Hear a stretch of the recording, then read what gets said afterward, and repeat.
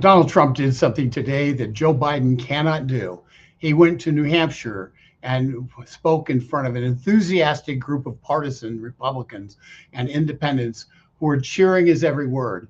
And that's something that Joe Biden can't do because Joe Biden's managed to make the entire Democratic establishment in New Hampshire mad at him over a stupid decision to change the first in the nation primary away from New Hampshire to South Carolina, a decision that's having Joe Biden facing rebukes from the very people he needs to win New Hampshire in 2024.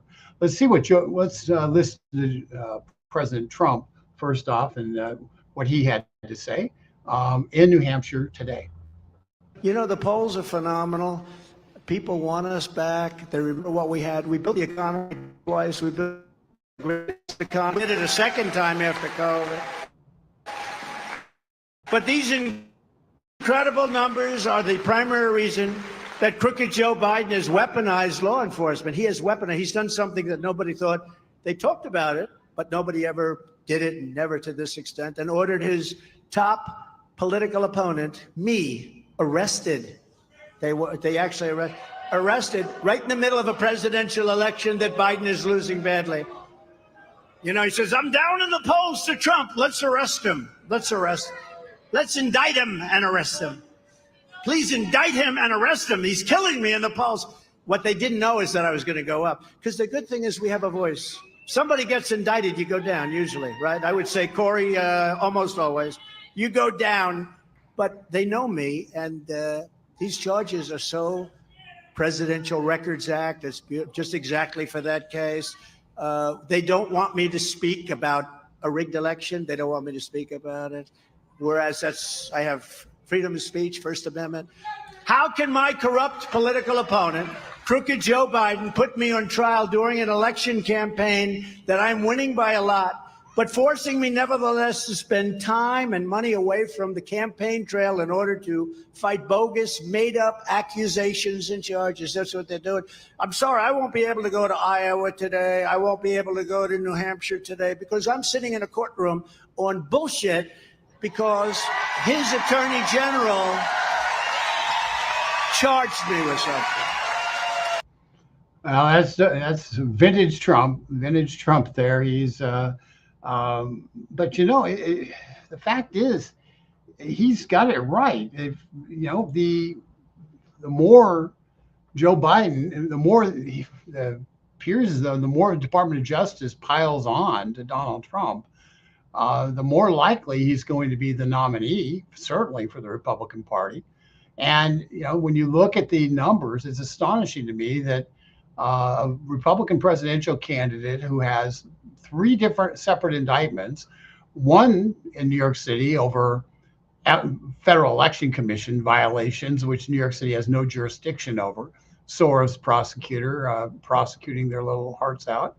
You know, one by the by Jack White, the a guy who got overturned 8-0 on the conviction he got on Governor Bob McDonnell because he just made up the law out of whole cloth. Just made up the law. Said, "Oh, this is what the law says," and you know, and people said, "Oh, well, that's what the law says." Prosecutor told me.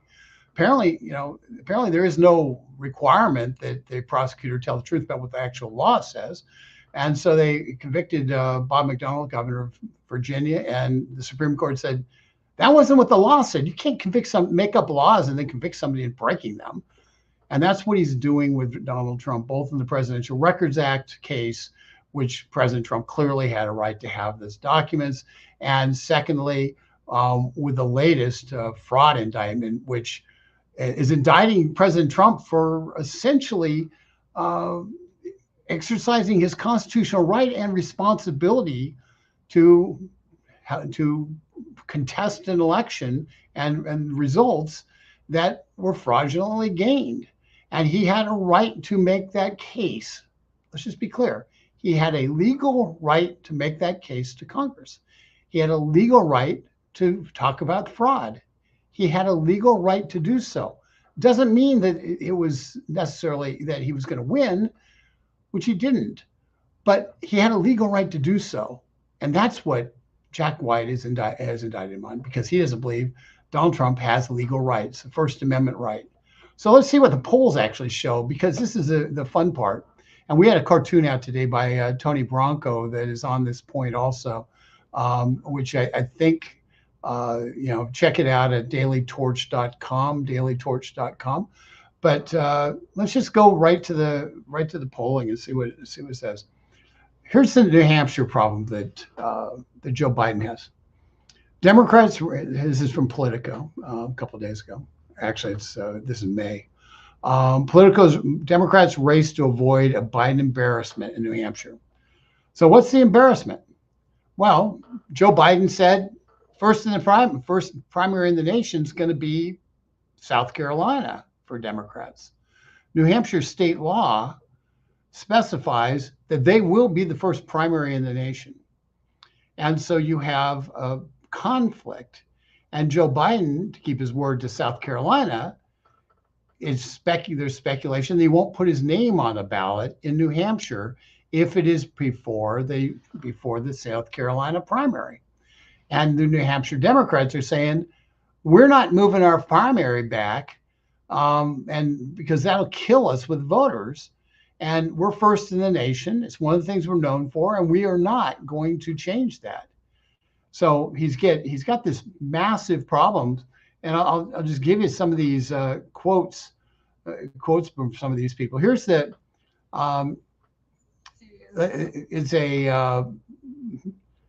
this is Ray Buckley, the chairman of the New Hampshire Democrat Party. Recognize New Hampshire is unique in that it's one of the few states where you have true retail politics. And by retail politics, it's, candidates go and they drive through the snow and they, go to diners and they actually meet real people. And it's what the New Hampshire voters come to expect from the New Hampshire primaries. And Joe Biden apparently isn't going to show up. Well, if he doesn't show up, you know what's not happening? There's no ground game being tested. The Democrats won't have an actual real live trial run for the general election. What's more, all those people who get energized because, I met the candidate, I met Donald Trump, I met Joe Biden, I met Barack Obama, whoever it is. All those people get energized from that. You know what? They're not going to be energized. They're going to say, wait a second, he doesn't care about me.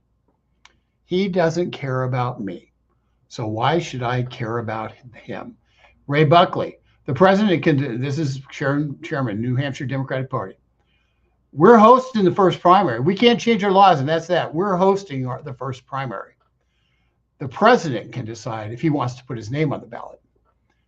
Basically, he's laying down the gauntlet to Biden, saying, you can play or not, but we're having a party. You don't have to come to the party, but we're going to have the party. And if you choose not to come to the party, well, don't blame us if the party doesn't come to you. New Hampshire is 4 electoral college votes. And in last election, Biden won it pretty easily by about 7 points. But in 2016, Donald Trump narrowly lost New Hampshire, I think under 10,000 votes. This is an election that's going to really stock up where 4 electoral college votes are going to matter. And if you have a demoralized Democratic turnout machine in New Hampshire because they've been treated like dirt by this president, is in their mind, are they going to bust their tail to get this guy elected? No, they're not. So they have a massive problem. And Jeanne Shaheen, I'll just mention her. Jeanne Shaheen, she's a Democrat senator from New Hampshire. Took aim at the Democratic National Committee, which changed the first in the nation status of New Hampshire for Democrats, and said, we're not going to leave New Hampshire in the primary to the Republicans. I don't care what the Democratic National Committee says. That's not rallying around the flag very well. That's real dissension. And understand that, people have pride in their state. People have pride in some of the things their state's known for. And New Hampshire is known for having the first in the nation primary. There's all sorts of places that we know of that nobody would even hear of otherwise. We get votes from places like Dixie Notch and things like that, and you sit there and you say, okay, and that's what political junkies would stay up late and watch. Fact of the matter is, Joe Biden has no goodwill heading into New Hampshire. And that is bad news for Joe Biden, because it is a state where either side can win. And in an electorate where we're seeing changes in how millennials moving away from Biden, we're seeing various groups that he had locked in 2020, really moving away from him. It's going to be a tough row for him to hoe in New Hampshire because of that. Let's look at some of the other things that I'm going to just give you one more statement. This is the New Hampshire House Speaker, Steve Shurtleff, who endorsed Biden as soon as he got in the race 4 years ago. So this was a loyalist. This is a guy who was on the Biden train when nobody else was. When he first announced, when Joe Biden wasn't running number one in the polls, he was, and remember, he finished fifth in New Hampshire in 2020 in the primary. He said, this is a Democrat, former Democrat, New Hampshire House Speaker. I may end up voting for the president, but I'm very disappointed in what he's done to our New Hampshire primary without any real justification. So he's not saying he's going to vote for him. He's saying I may end up voting for him. His most enthusiastic early adopter is now saying, I may vote for the guy, but not going to do much else. If the Democrat leaders are not going to be able to pull oars and move the ship in terms of voter turnout for Joe Biden, if they're going to, in a state which is straight, once again, it's straight retail, it's hand-to-hand combat in New Hampshire, if in a figurative term, not a literal term, but it's political combat. It's hand to hand. It's door to door. You're going door to door trying to get your voters out. And if the Democrat machine can't do that, if the Democrats have no enthusiasm because they believe that their candidate, their standard bearer, has dismissed them, folks, it's bad news for Joe Biden in New Hampshire. And that's why Donald Trump being up there and speaking is so significant. Joe Biden can't go up and do a rally in New Hampshire. President Trump can. He can work the state in a way that others can't, that Biden can't. And so he can create an environment where there's a massive groundswell for Donald Trump at a time when Joe Biden, because of the internal politics of the state, is going to have one heck of a time offsetting it. Now, truthfully, Bobby Kennedy Jr. is not doing that great in the state. He's getting 10% or so in the polls. But he's going to be able to traverse that state and talk to Democrats who are going to look for something new because Joe Biden has given them the Heisman. The Heisman, see. And so since he's given them the Heisman, they're going to be looking for something new. And Robert Kennedy Jr. is actually on things like Ukraine, is closer to Donald Trump's position than he is to Joe Biden's position. So it creates a whole new set of alliances in the state on a whole variety of issues. And Joe Biden is going to have a hard time explaining himself because he's going to be on the sidelines for all intents and purposes. So unless they figure out a way to get him on the ballot, unless they figure out a way to get out of the promise on South Carolina, which I don't think they will. Let's take a look at the Harvard-Harris poll, which shows that Donald Trump up by 5 over Biden. And this is when you look at this, the question is, Trump wins hypothetical horse race against Biden by 5 points, against Harris by 9. So the question was, if the 2024 election for president were held today and it was between Donald Trump, the Republican, and Joe Biden, the Democrat, who would you vote for? And it breaks it down by party. GOP, 82% for Biden, or for GOP, 82% for Trump, 7% for Biden, 10% don't know, unsure. Democrats, 8% for Trump, 79% for Biden, 12% unsure. Independents, now recognize this is a nationwide poll. This is no longer New Hampshire we're talking about. Independents and others. Okay, Donald Trump, 45%. Joe Biden, 27%. Don't know, unsure, 28%.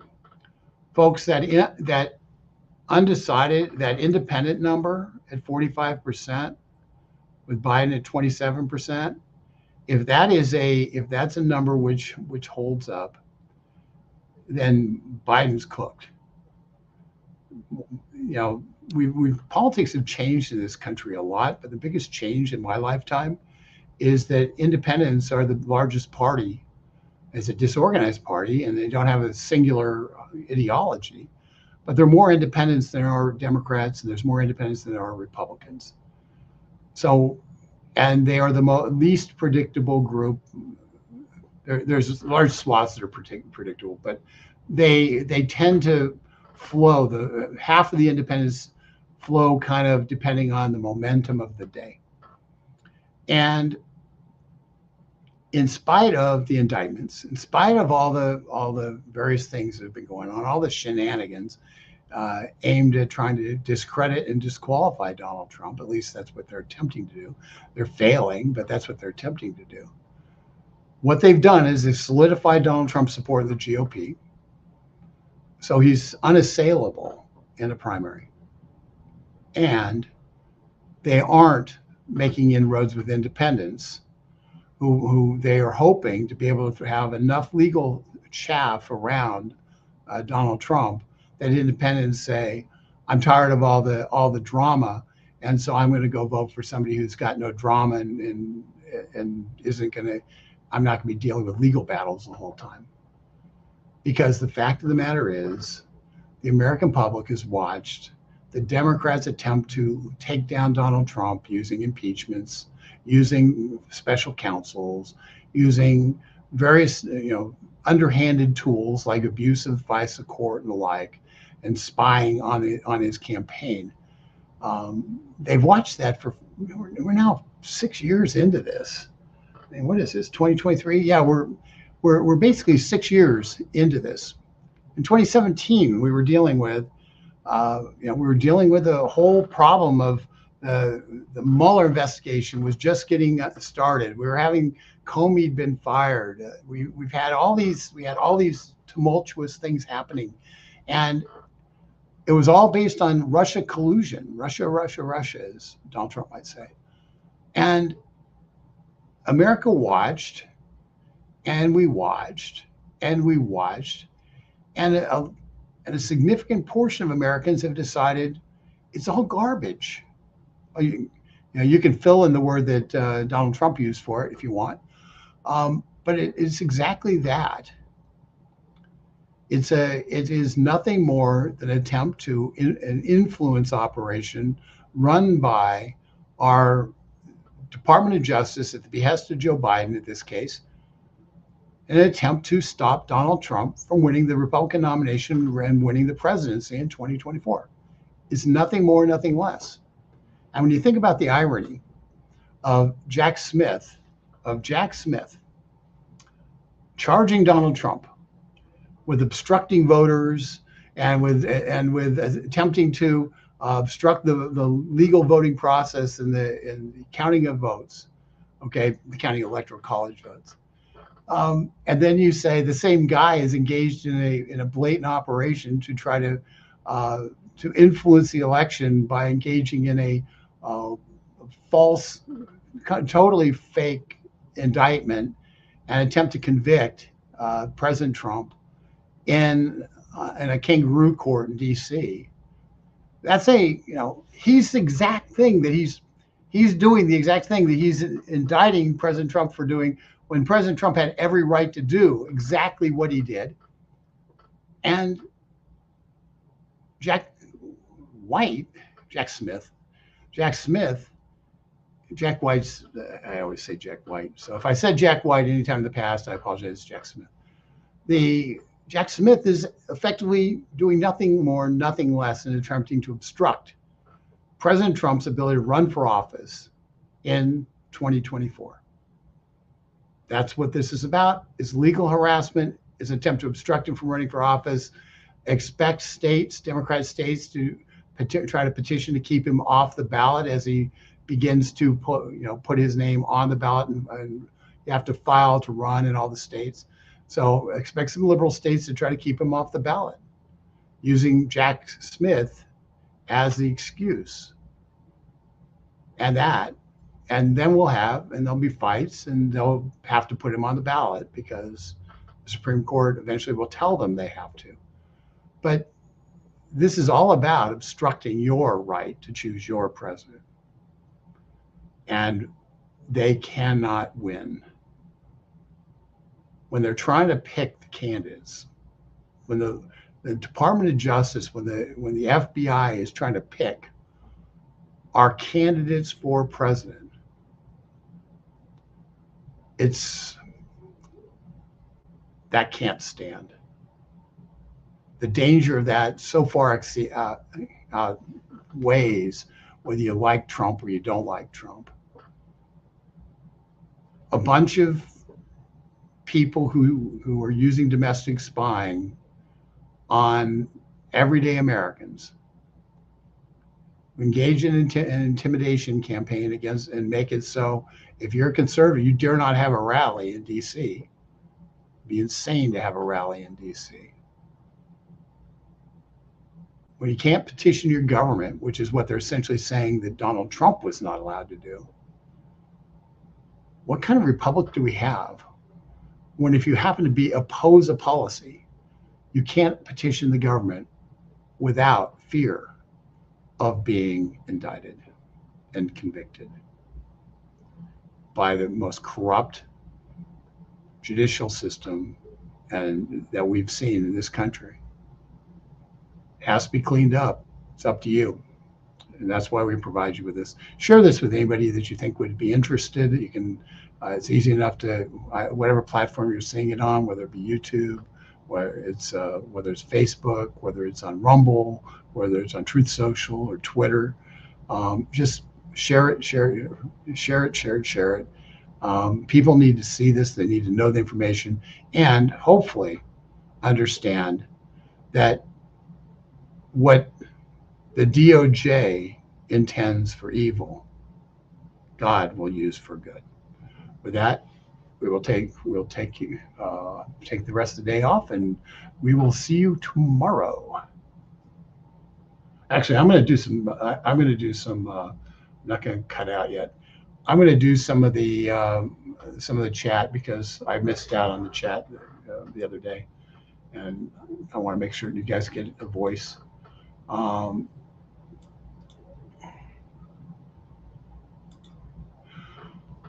And I'm going to just put this up first. If you are interested in, subscribe to our Americans for Limited Government on whatever channel that you're watching this on. It matters.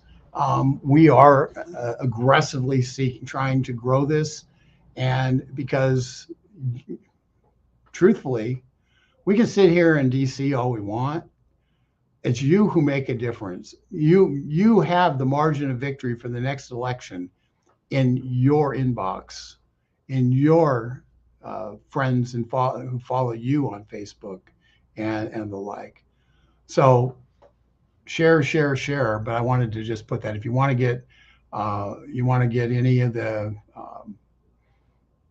subscription on, this is a Facebook subscription here. So if you're on Facebook, subscribe. If you want to get our email, go to dailytorch.com. That's dailytorch.com. I'm going to start with the top one.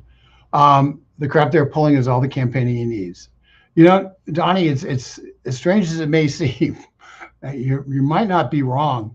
One of the challenges, though, I'm just going to, one of the challenges is this. As much as we know, we're following it, a lot of people don't know about this, and a lot of people don't pay attention to politics until it's 3 weeks before the election, and those are the people who typically decide who wins. So it's up to us to be able to answer questions of people and have conversations and to spread the word amongst people who may not be following it as closely, so they're able to be informed. And we can't allow a situation to occur like occurred in 2020, when a significant percentage of people who said they voted for Joe Biden, when informed about the Hunter Biden laptop, said, well, I wouldn't have voted for Joe Biden if I'd known that. Well, we can't allow that to occur again. And so that's a matter of us keeping people informed. And so, and what's more, there's a whole lot of people who are not registered to vote. They say the system's corrupt, it doesn't matter, there's no, and basically have gone into a secular shell for all intents and purposes, who love this country deeply, who care about the direction of the country, but they've become convinced by the big lie that their vote doesn't matter, that their input does not matter. And that is a lie. But it's a lie that's pretty pervasive and can shove down people's throats all the time. Those people who are not registered to vote, we have to identify them. We have to, if you know somebody who's not registered to vote and they're kind of grumpy about the system because it doesn't matter and blah blah blah, give them some encouragement. Encourage them to register. The fact is, opting out of the system only does one thing: it eliminates your ability as an individual to have a say. And so get them to register to vote at the least, because if they're registered to vote, at least they have an option to vote. But if they're not registered to vote, it doesn't matter what they get told, what they discover in October that offends them. If they're not registered to vote, they don't get to act on it, except for in states that allow late, very, very late voter registration, which, by the way, is a bad thing. It tends to lead to, it's an easy fraud kind of detector. One of those, let's bring people from across the border and they register. But we can win. The campaign is the hard work. It's the getting your hands dirty. This stuff is the things that motivated, that cause us to tighten our jaw and say, we're going to be resolute, we're going to fight. But the fight is to get 5 people, to register to vote and get to the polls and vote the right way, vote for freedom. That's the fight. And that's how we win. Let's see. Please, dear God, let be your plan for everyone to win, and your great plan for God to win and be president again, so he can undo the damage that these communist liberals have done.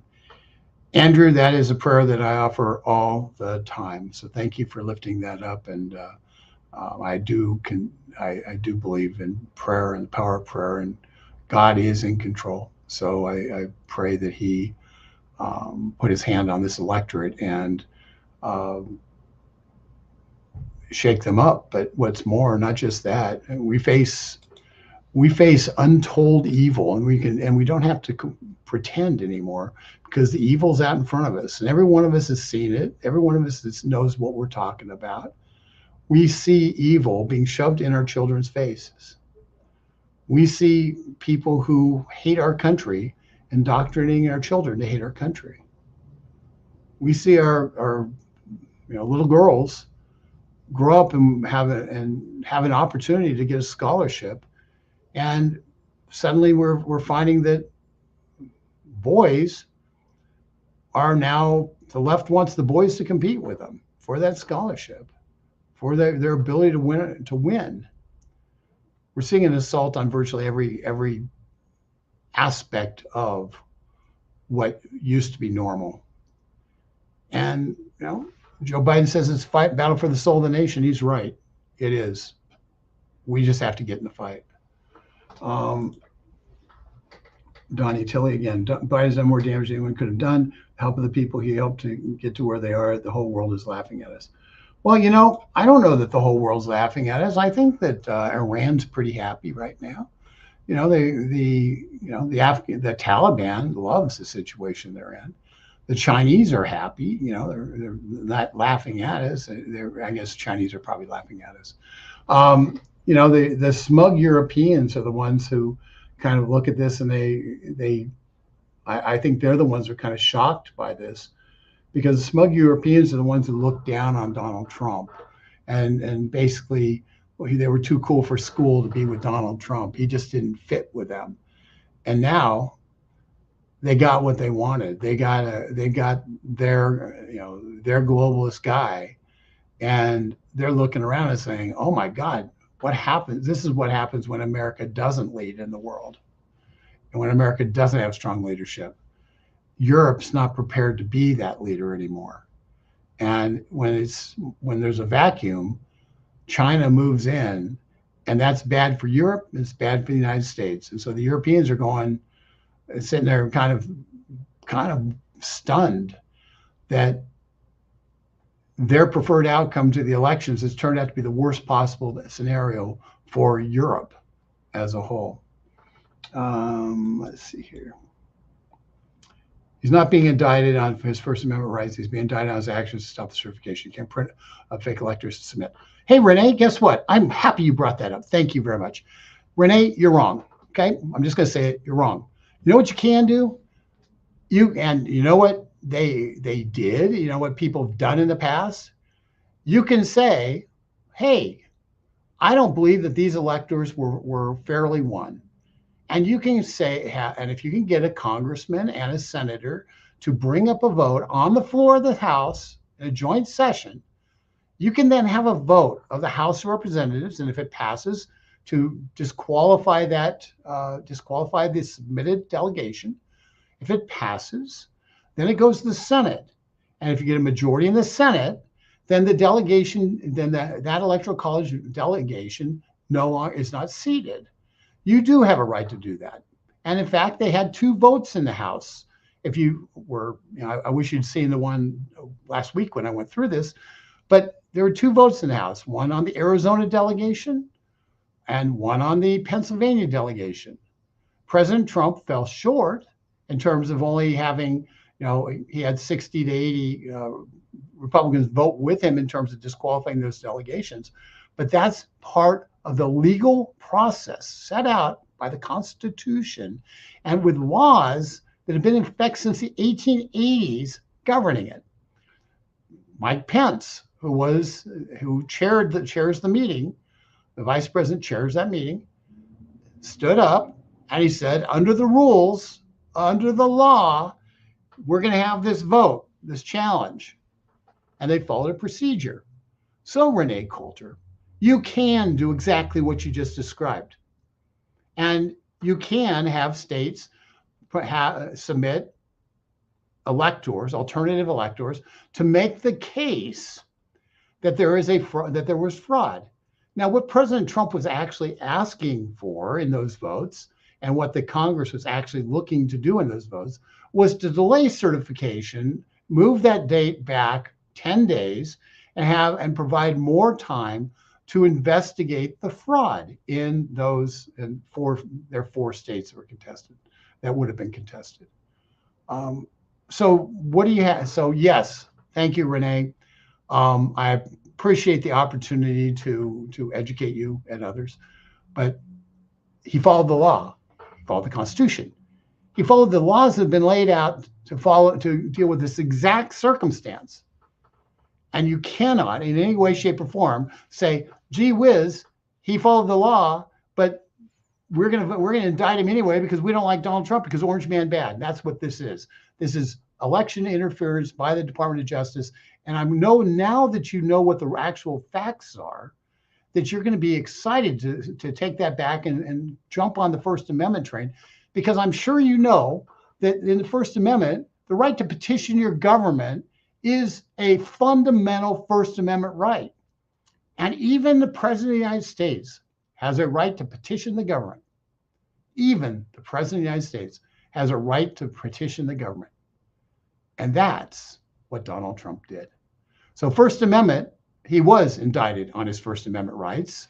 And it's a direct, he had every right to do it. And the actions he took were lawful. So he's being indicted for lawful acts, exercising his First Amendment rights.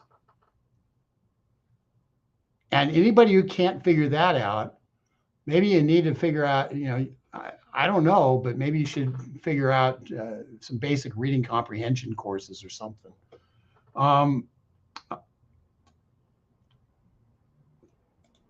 Let's see here. Trump won with British. Trump won. The Democrats ran rigged the 2020. We, the American citizens, know this. 2020, we're in 2023. It's our job is to win 2024 at this point. We have what we have. We have the disaster that's befalling our country because of that election. But today, I look ahead, because everything we do from now on is about winning in 2024 and restoring this country. It's not, relitigating 2020 isn't going to do any good. And by the way, Jack Smith, with his indictment, has opened up the door for a complete discussion about the voter fraud that occurred in 2020. So if that discussion, so court may actually have to hear that, since that is part of the indictment as to whether or not there was voter fraud in 2020. So we may get an opportunity for a court to finally hear the reams of evidence that shows there was voter fraud in 2020, and maybe not. Bottom line is we have to win 2024. There weren't fake electors, as you claim. That's a lie. I don't know where you got that, probably lying media, but it's not true. They were called on in case there was a discrepancy in the votes there in the state. It's something that is always done when there's a question about the integrity of the votes. It's not the first time it's been done. It won't be the last time, unless we come up with a way to assure that it's not voter fraud, period. Debbie, thanks for that clarification. You are correct. The last time they actually had a vote where you had a senator and a House member on the floor was in 1960, when Democrats challenged the Hawaiian delegation, electoral college delegation, and said that the Hawaiian vote for Richard Nixon should be thrown. Those electors should not be allowed to participate. And so there was a vote on that. We had numerous challenges on legal challenges in 2000 with Gore, and a variety of other times when this has come up. Heck, there was a motion on the floor of the House in 2016 to not accept electors for Donald Trump, but that motion did not receive a senator to make it jointly with the House member. So let's just be clear. This is, it seems unusual, but it's standard operating procedure. There's been a law in place since the 1880s to deal with it, and that law got changed after this particular go around, because they wanted to clarify, the House and Senate wanted to clarify the role of the vice president, to clarify it, make it so it was clear that the vice president's role was only ministerial and he had no real power. That was and so the House and Senate, on a bipartisan basis, by virtue of passing that law, admitted that Donald Trump's view on the ability of Mike Pence to say, I'm based on what I see in the fraud, we're pushing this vote back for a week to 10 days. And we're not going to do this now. That was the legal contention about what Mike Pence could do. Mike Pence rejected that, as was his right. But Donald Trump had every right to petition the government and to try to take action and get the Congress to take action to not seat delegates who were fraudulently won. And Congress, quite honestly, has a responsibility, because they are the last line of defense on this, has a responsibility to determine if delegates were if electoral college votes were fraudulently won or not. It's part of their job. So, and they voted, which they did their job.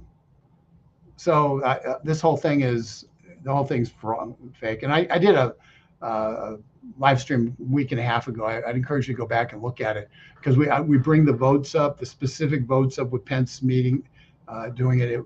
The live stream was really about Mike Pence, and Mike Pence is in the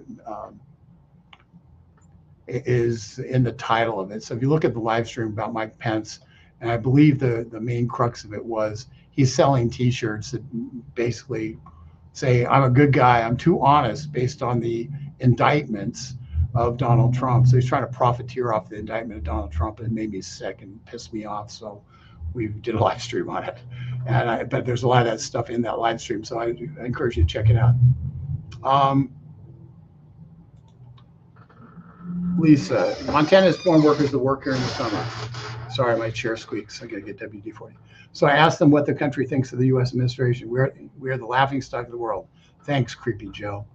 You know, Lisa, it's that's a sad state of affairs, but I love your cats. Sad state of affairs. Montana is a big state this year, and I hope you guys are going to be busting tail in Montana.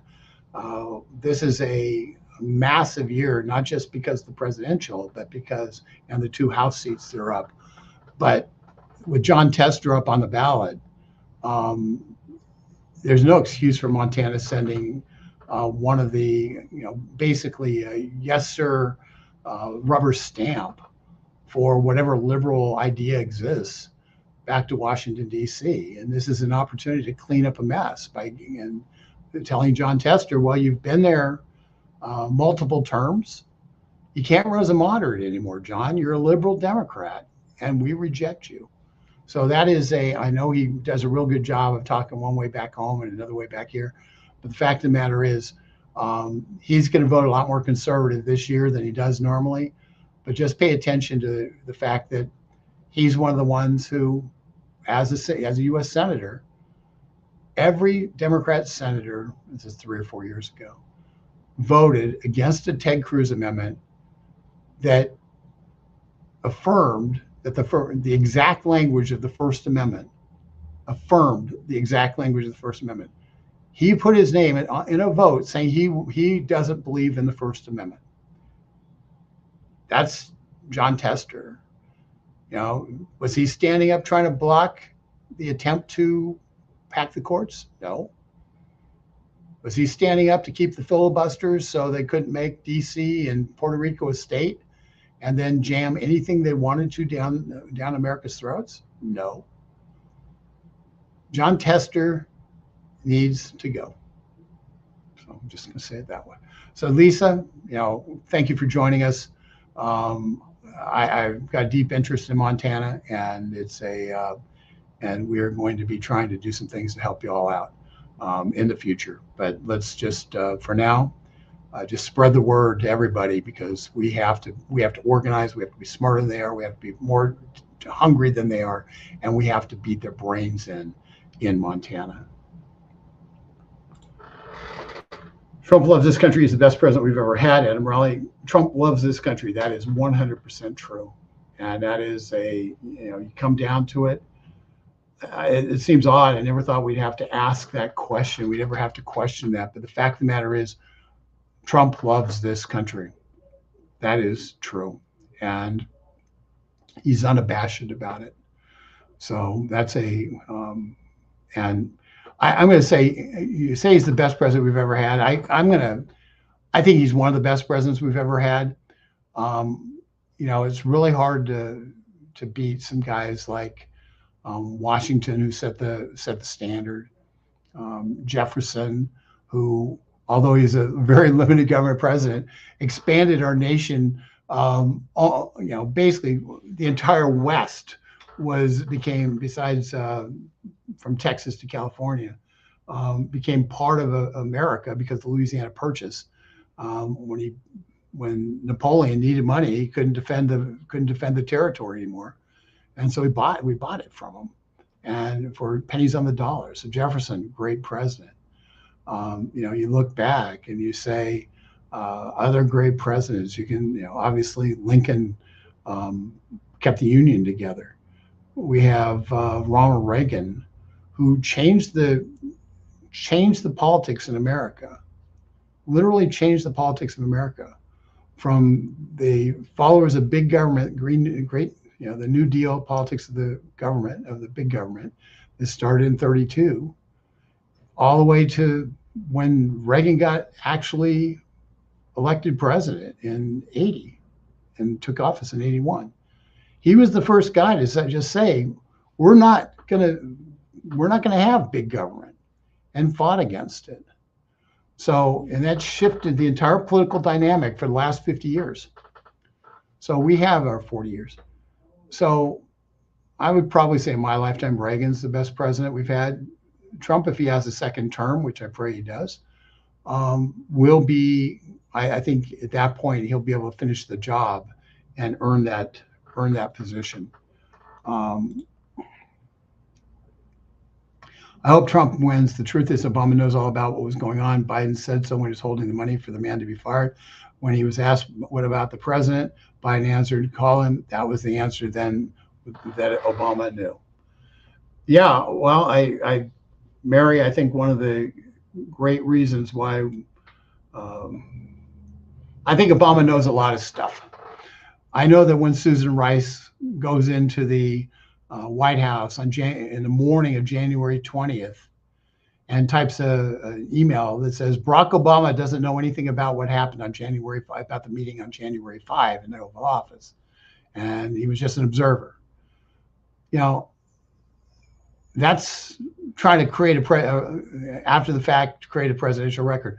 Nobody, trust me, nobody on the morning of the inauguration, when all the presidential households packed up, shipped off, and the people, very few people are still working. Most are sitting there, most of them are out, are going into the Oval Office and typing up an email for covering their boss's tail, unless there was something to cover. So knowing how it works, it's pretty obvious that was a big tell about what was really going on and what Obama might have known or might have not known.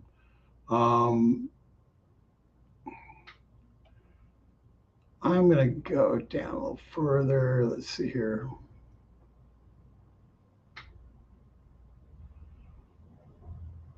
I'm always kind of interested. Diane Roberts, Trump belongs in prison. He did bad things to the military. He tried to get Americans killed. Diane, I'm befuddled by your response, but you could thank Donald Trump for your COVID-19 vaccine, which a lot of people on this call, on this thing, might not be that happy about. But the fact of the matter is, it's Donald Trump who led the charge to try to get a vaccine so the country could be opened up.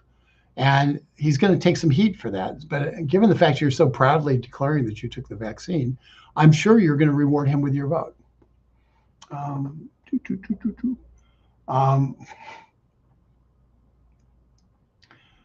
We have some of the responses on here regarding Afghanistan and the abandonment of Americans in Afghanistan, the 13 who died, over the 30 or so who were still maimed and injured from the bombing. A bomber, by the way, the bombing of our troops at the airport in Kabul was done by a guy who was released, a terrorist, was being held in the terrorist prison camp that was at Bagram Air Force Base, got released when we abandoned Bagram Air Force Base, and proceeded to go to where we were, strap a bomb to his chest, and go up and kill Americans who were trying to help Afghanis who'd been supportive of America to be able to get out of town and save their lives. That was a Joe Biden operation. Americans died because of Joe Biden's operation. Americans died because you have $80 billion of equipment in Afghanistan that now the Chinese have gotten our best technology because they're there. So they've gotten all of our best technology. You couldn't have, if somebody had in the military had taken our technology that was there and driven it across the border to China, they would have been, and given it to them, they would have been tried for treason. But Joe Biden just left it there. Just left it there. So every bad actor in the world has had access to our best technology and can reverse engineer it. You want to talk about putting America in danger? I'm sorry, but that's just the ultimate in putting America in danger. I'm going to divert one more little section on this because the bad things that she refers to. It was interesting the other day. We had the head of the FBI being interrogated on the House floor by Representative Tom McClintock, and McClintock asked Christopher Wray a simple question. He said, we've got an open border. Are we seeing crime going up because of that? And the FBI director said, we have increased fentanyl deaths. We have increased murders on our streets because of Joe Biden's border policy. He was pretty unequivocal. There wasn't a lot of wiggling around on it for a change from Wray. So you want to talk about allowing infiltration on our streets in the homeland? Joe Biden has basically put up a welcome mat for every thug, every terrorist, every person with bad intent, every person who wants to exploit children. Yeah, he's put up he's a welcome mat. New York City has a sanctuary policy. They get a few thousand people and they go nuts. They, we can't deal with it all. Meanwhile, in Texas, they got a few thousand, they got more than 10,000 coming across their border every single day. And yet New York City can't deal with it, a few thousand? I mean, in the course of a month? Ultimately, Joe Biden's policy is putting every American's life at risk, putting every American child at risk. And you can't ignore that fact. And if you choose to ignore that fact, don't complain to me about whether or not somebody in the military was put at risk because Donald Trump deployed a troop somewhere. It's a different story.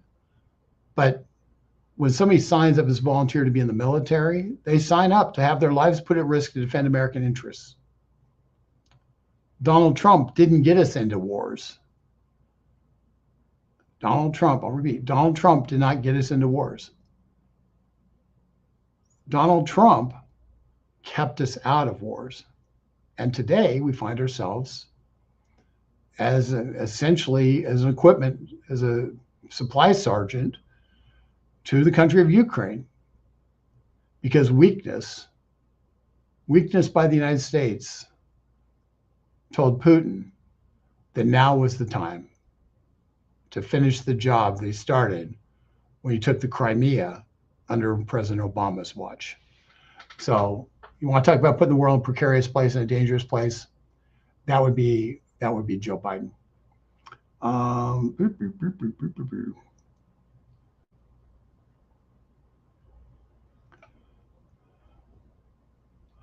Let's see what this is. Jennifer Ann Castriata.